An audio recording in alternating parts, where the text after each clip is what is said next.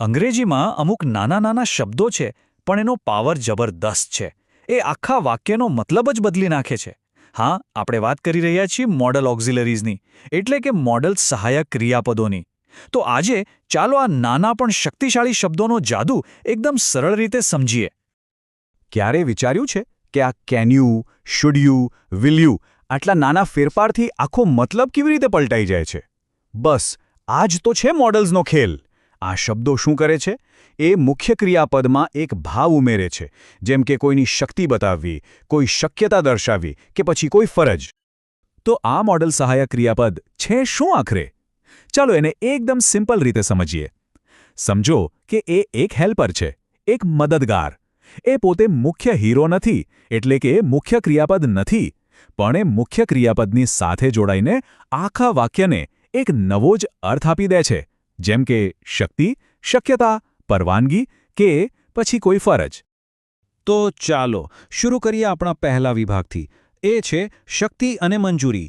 આપણે એવા મોડલ્સ જોઈશું જે આ બે ભાવો દર્શાવવા માટે વપરાય છે. આ કેટેગરીમાં સૌથી પહેલા આવે છે કેન અને કુડ. બહુ કોમન છે પણ કન્ફ્યુઝન પણ થાય છે. જુઓ, કેન એ વર્તમાનની એટલે કે અત્યારની શક્તિ બતાવે છે, જ્યારે કુડ એ ભૂતકાળની શક્તિ બતાવે છે. અને હા, કુડનો બીજો પણ એક મસ્ત ઉપયોગ છે. કોઈની પાસે નમ્રતાથી વિનંતી કરવી હોય ત્યારે. ચાલો ઉદાહરણોથી સમજીએ એટલે એકદમ ક્લિયર થઈ જશે. જેમ કે આ વાક્ય જુઓ, આઈ કેન રાઇટ ફાસ્ટ. મતલબ હું ઝડપથી લખી શકું છું. અહીં કેન શું બતાવે છે? એ બતાવે છે કે બોલનાર વ્યક્તિ પાસે અત્યારે આ જ ક્ષણે ઝડપથી લખવાની ક્ષમતા છે. એ એની વર્તમાનની શક્તિ છે. સિમ્પલ. હવે એની સામે આ વાક્ય જુઓ, I could run fast in childhood. અહીં કુડનો ઉપયોગ થયો છે. એનો મતલબ શું? કે ઝડપથી દોડવાની જે શક્તિ હતી એ ભૂતકાળમાં હતી, બાળપણમાં હતી. અત્યારે દોડી શકે છે કે નહીં એની કોઈ ગેરંટી નથી. બસ આ જ તો છે કેન અને કુડ વચ્ચેનો મેઇન ફરક. અને હા, મેં કહ્યું હતું ને કે કુડનો બીજો પણ એક જાદુઈ ઉપયોગ છે, અને એ છે નમ્રતા. જુઓ, કોઈને કેન યુ હેલ્પ મી કહો, એના કરતાં કુડ યુ હેલ્પ મી કહો તો એ વધારે વિનમ્ર, વધારે પોલાઇટ લાગે છે. છે ને નાનકડો ફેરફાર, પણ રોજની વાતચીતમાં એ બહુ મોટો પ્રભાવ પાડી શકે છે. ઓકે, તો હવે આગળ વધીએ આપણા બીજા વિભાગ તરફ, શક્યતા અને સંભાવના. અહીં આપણે એવા મોડલ્સની વાત કરીશું જે એ બતાવે છે કે કોઈ પણ કામ થવાની કેટલી સંભાવના છે, કેટલા ચાન્સીસ છે. આમાં આવે છે મે અને માઇટ. બંને શબ્દો શક્યતા જ બતાવે છે, પણ એમાં એક બહુ જ નાનો પણ મહત્વનો તફાવત છે. મે એટલે સામાન્ય શક્યતા, ચાન્સ છે, જ્યારે માઇટનો મતલબ છે કે શક્યતા તો છે પણ બહુ જ ઓછી છે, એકદમ કાચા પોચા ચાન્સ છે એમ કહી શકાય. એટલે કે અહીં આખો ખેલ સંભાવનાના લેવલનો છે. ચાલો એક ઉદાહરણ લઈએ. It might rain today. આનો મતલબ શું? કે આજે વરસાદ પડવાના ચાન્સ છે, પણ પાક્કું નથી, કદાચ બહુ ઓછા ચાન્સ છે. પણ જો આકાશમાં કાળા ડિબાંગ વાદળો છવાયેલા હોત અને ચાન્સ વધારે લાગતા હોત તો આપણે શું કહેત? It may rain today. સમજાયું? માઇટ વાક્યમાં એક પ્રકારની અનિશ્ચિતતા ઉમેરી દે છે. સરસ. હવે આપણે જઈએ છીએ ત્રીજા વિભાગ પર, જે છે ફરજ અને સલાહ વિશે. આ એવા મોડેલ્સ છે જે નિયમો, ફરજો અને સૂચનાઓ માટે બહુ જ વપરાય છે, અને એનાથી વાતમાં એક વજન આવે છે. અહીં આપણે બે ખૂબ જ અગત્યના શબ્દો જોવાના છે, મસ્ટ અને શુડ.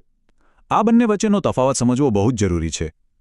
જુઓ, મસ્ટ એટલે મજબૂત ફરજ, એક નિયમ જેનું પાલન કરવું જ પડે, બીજો કોઈ ઓપ્શન નથી. જ્યારે શુડ એ શું છે? એ એક સલાહ છે, એક સૂચન. એને માનવું કે ન માનવું એ સાંભળનાર પર છે. આ ઉદાહરણથી મસ્ટ એકદમ ક્લિયર થઈ જશે. Students must wear uniform. આ કોઈ સલાહ નથી કે ભાઈ યુનિફોર્મ પહેરો તો સારું. ના, આ એક નિયમ છે, ફરજિયાત છે. અહીં કોઈ વિકલ્પ જ નથી, આ એક ફરજ છે.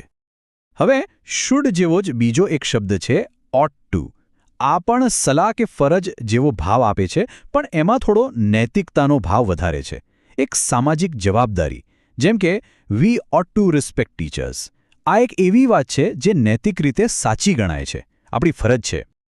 ચાલો, હવે આપણે આપણા ચોથા અને છેલ્લા વિષય આધારિત વિભાગ પર આવી ગયા છીએ. એ છે આદત, વિનંતી અને સૂચન. આમાં પણ કેટલાક બહુ જ કામના મોડલ્સ છે. અહીં આપણે 4 અલગ-અલગ મોડલ્સ પર એક નજર નાખીશું. પહેલું છે વિલ. એ ભવિષ્યનો મક્કમ ઇરાદો બતાવે છે, જેમ કે આઈ વિલ સક્સીડ. પછી છે વુડ અને યુઝ ટુ. આ બંને ભૂતકાળની કોઈ આદત બતાવવા માટે વપરાય છે. અને છેલ્લે શેલ. એનો ઉપયોગ મોટે ભાગે આઈ અને વી સાથે કોઈ સૂચન કરવા માટે થાય છે, જેમ કે shall we start the class? Okay, તો અત્યાર સુધી આપણે અલગ-અલગ મોડલ્સ અને એના અર્થો તો સમજી લીધા, પણ હવે આવે છે સૌથી મહત્વની વાત, એના ગોલ્ડન રૂલ્સ, એવા નિયમો જે લગભગ બધા જ મોડલ્સને લાગુ પડે છે. જો આ નિયમો મગજમાં બેસી ગયા તો પછી ભૂલ થવાના ચાન્સ બહુ જ ઓછા થઈ જશે. તો ધ્યાનથી સાંભળજો, આ છે એના ગોલ્ડન રૂલ્સ. નિયમ નંબર 1, મોડલ પછી હંમેશા ક્રિયાપદનું મૂળ રૂપ જ આવે, એટલે કે V1, કોઈ ફેરફાર નહીં. નિયમ નંબર 2, ઓટ ટુને છોડીને બીજા કોઈ મોડલ પછી ટુ લગાવવામાં આવતું નથી. અને નિયમ નંબર 3, મોડલ ક્યારેય બદલાતા નથી, એને એસ, ઈએસ કે ઈડી જેવા કોઈ જ પ્રત્યય નથી લાગતા. અને હા, યાદ રાખજો, એક વાક્યમાં એક જ મોડલ વપરાય છે, એકદમ સિમ્પલ. હવે સવાલ એ થાય કે આ બધું શીખવાનો ફાયદો શું? ખાસ કરીને જે લોકો સ્પર્ધાત્મક પરીક્ષાઓની તૈયારી કરે છે, એમના માટે આ જ્ઞાન કેટલું કામનું છે? તો સાંભળો, આ જ્ઞાન તમને પરીક્ષામાં સાચો જવાબ શોધવામાં સીધી રીતે જ મદદ કરશે.